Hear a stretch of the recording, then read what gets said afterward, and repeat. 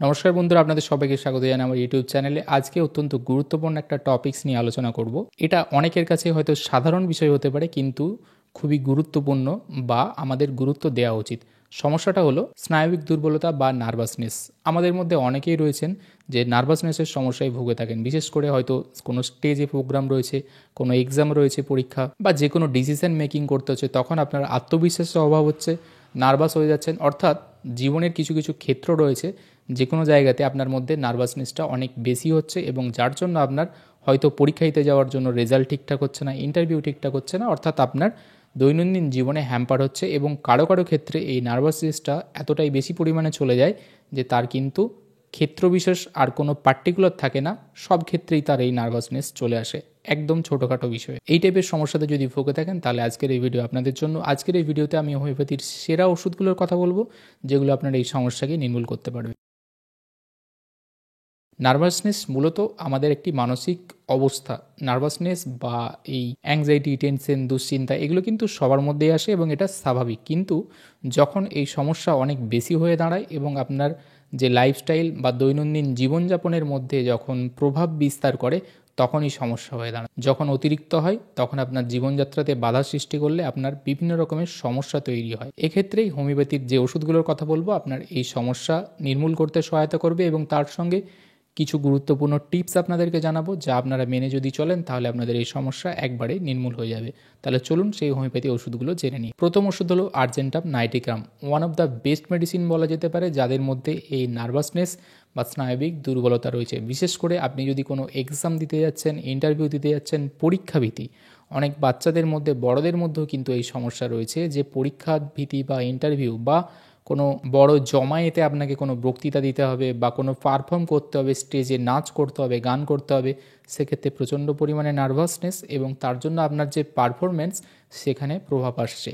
এই টাইপের সমস্যা বা এই টাইপের নার্ভাসনেস যদি থাকে তাহলে সেক্ষেত্রে আর্জেন্টাম নাইটিগ্রাম অত্যন্ত কার্যকরী একটি ওষুধ। একদম প্রাথমিক পর্যায়ে আপনারা আর্জেন্টাম নাইটিগ্রাম 30 শক্তি 1 চামচ জলে 1 থেকে 2 ফোঁটা করে মিশিয়ে 2 থেকে 3 ঘন্টা অন্তর আপনার যখন প্রোগ্রাম বা কোনো কিছু কাজ থাকবে তার আগে আপনি খেতে পারেন। এবং যদি আপনার এটা ক্রনিক সমস্যা হয় তাহলে সেক্ষেত্রে সপ্তাহে 2 থেকে 3 দিন সকালবেলা খালি পেটে 1 চামচ জলে 1 থেকে 2 ফোঁটা করে মিশিয়ে আপনি খেতে পারেন এবং এইভাবে 2 থেকে 3 সপ্তাহ কন্টিনিউ করতে পারেন। দ্বিতীয় যে গুরুত্বপূর্ণ ওষুধের কথা বলবো সেটা হলো জেলসিমিয়াম। নার্ভাসনেস তো রয়েছে, নার্ভাসনেসের জন্য যদি আপনার হাত, পা, মাথা এই সমস্ত জায়গাগুলোতে কম্পন বা ট্রেমলিং সেন্সেশন হয় এবং আপনার শরীরের মধ্যে ওভারঅল মনে হয় যে আপনি দুর্বল হয়ে পড়েছেন, শরীরে কোনো এনার্জি নেই, জোর নেই, মাসেলে জোর পাচ্ছেন না, কোনো কিছু জিনিস ধরতে গেলে হাত কাঁপছে, লিখতে গেলে হাত কাঁপছে, কথা বলতে গেলে গলা কাঁপছে, জিভ কাঁপছে, কথা ঠিকঠাক বলতে পারছেন না, অর্থাৎ নার্ভাসনেসের সঙ্গে যদি কম্পনের সমস্যা থাকে তাহলে সেক্ষেত্রে gelsemium one of the great medicine.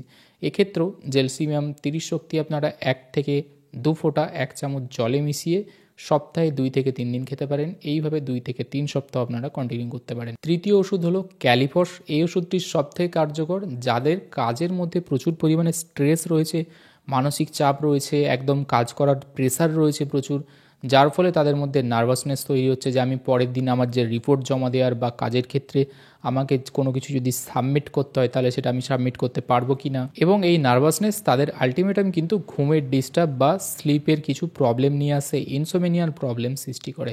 সুতরাং কাজের প্রেশার, এই প্রেশারটা মেন্টালও হতে পারে আবার ফিজিক্যাল প্রেশারও হতে পারে। যে কোনো কাজের প্রেশারের জন্য নার্ভাসনেস যদি তৈরি হয় তাহলে সেক্ষেত্রে আপনারা ক্যালিফস খাবেন, অত্যন্ত ভালো কাজ করবে। ক্যালিফস 30 শক্তি আপনারা এই 1 চামচ জলে 1 থেকে 2 ফোঁটা করে মিশিয়ে সপ্তাহে 2 থেকে 3 দিন সকালবেলা খালি পেটে খেতে পারবেন এবং এইভাবে 2 থেকে 3 সপ্তাহ আপনারা কন্টিনিউ করতে পারেন। চতুর্থ এবং শেষ যে ওষুধের কথা বলবো, যেটা আপনারা একদম সাডেনলি বা হঠাৎ করে যদি কোনো জায়গায় কোনো সমস্যা হয় সেক্ষেত্রে খেতে পারবেন, ওষুধটি হলো অ্যাকোনাইট। অনেকের মধ্যে দেখা যায় হঠাৎ ভয় বা আতঙ্ক বা কোনো কিছু ভয়ের কিছু শুনেছেন, ভয়ের কিছু দেখেছেন এবং সাডেনলি আপনার মধ্যে একটা ভয়, আতঙ্ক, নার্ভাসনেস ডেভেলপ করেছে এবং আপনার মন একদম অশান্ত হয়ে গেছে। অর্থাৎ আপনি কোনো ভয়ের কোনো খবর শুনেছেন, সংবাদ শুনেছেন, যার ফলে আপনার মধ্যে ফিয়ার, নার্ভাসনেস তৈরি হয়েছে। রাস্তাঘাটে কোথাও কোনো অ্যাক্সিডেন্ট দেখেছেন বা কোনো দুর্ঘটনা দেখেছেন, অর্থাৎ যে কোনো টাইপের যদি ভয় বা আতঙ্ক সেটা যদি হঠাৎ করে তৈরি হয় তাহলে সেক্ষেত্রে অ্যাকোনাইট অত্যন্ত কার্যকর। এক্ষেত্রে আপনি অ্যাকোনাইট 30 শক্তি একদম রিপিটেডলি খেতে পারেন। যদি আপনি সঙ্গে সঙ্গে হাতের কাছে পান, বাড়িতে কোনো সমস্যা হতে পারে অনেকের বা কোনো দুঃসংবাদ শুনে হয়েছে, সেক্ষেত্রে আপনি 2 থেকে 3 ঘন্টা অন্তর 1 চামচ জলে 1 থেকে 2 ফোঁটা করে মিশিয়ে খেতে পারেন।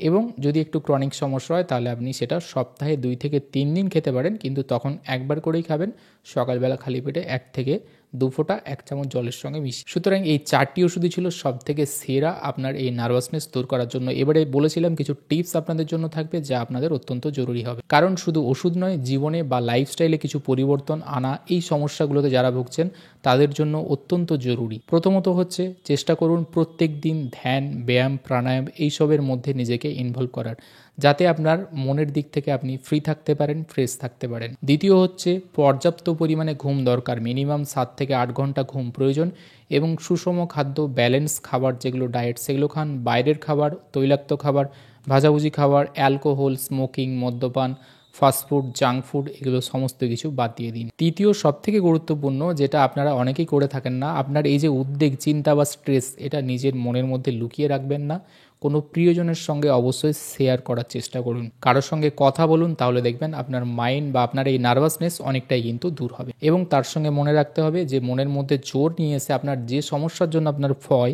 বা ফিয়ার বা নার্ভাসনেস তৈরি হচ্ছে তাকে ফেস করুন, সেখান থেকে পালিয়ে যাবেন না, তাহলে দেখবেন ধীরে ধীরে আপনার এই সমস্যা দূর হয়ে যাবে। তাহলে বন্ধুরা, আজকের এই ভিডিও থেকে আমরা শিখলাম যে নার্ভাসনেসের জন্য আমরা মোকাবিলা কিভাবে করব, কোন কোন ওষুধগুলো আপনাকে এক্ষেত্রে সহায়তা করবে, এবং বেশ কিছু টিপস বা জীবনযাত্রার পরিবর্তনের মাধ্যমে আপনি কিভাবে এর পরিবর্তন আনতে পারবেন। আশা করি আজকের ভিডিওটি আপনাদের ভালো লেগে থাকবে এবং উপকার আসবে। ভিডিওটি যদি ভালো লেগে থাকে এবং উপকার আসে তাহলে অবশ্যই লাইক করবেন, কমেন্ট করবেন এবং শেয়ার করবেন আপনার বন্ধুবান্ধবদের সঙ্গে। এবং আমার চ্যানেলটি যদি এখনও সাবস্ক্রাইব না করে থাকেন তাহলে অবশ্যই সাবস্ক্রাইব করে বেল আইকনটা প্রেস করে দেবেন, যাতে করে পরবর্তীকালে এরকম ভিডিও আপলোড হওয়ার সঙ্গে সঙ্গে আপনারা নোটিফিকেশন পেয়ে যান। দেখা হবে পরে আবার এরকম একটি ভিডিওতে, ততদিন ভালো থাকবেন, সুস্থ থাকবেন, ধন্যবাদ।